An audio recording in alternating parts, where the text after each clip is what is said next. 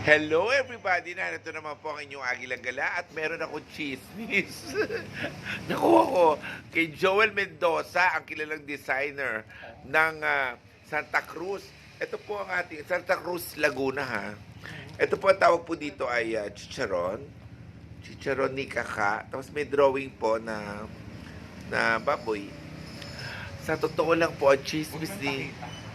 Huwag ko daw sila ipakita. Ang chismis po, hindi daw po ito baboy. Ito daw po ay kalabaw. Balat ng kalabaw. Balat ng kalabaw. Hindi po ito balat ng baboy. Balat ng kalabaw. Ayan, o. Pero magkano ang isa nito, Mamert? This is cheaper. Magkano ang isa? How much? Magkano isa?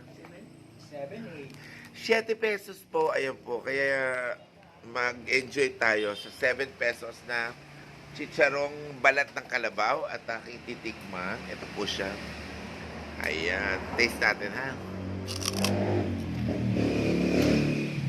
Fairness, malutong, masarap, tama ang timpla. Talagang 7 pesos. Makakabili na kayo ng chicharong balat ng kalabaw. Dito lang po. Sausaw nyo sa suka. Mahuli, taya. Mula po dito sa Magdalena, Laguna, sa bahay ni Mamert. Ayan si Mamert.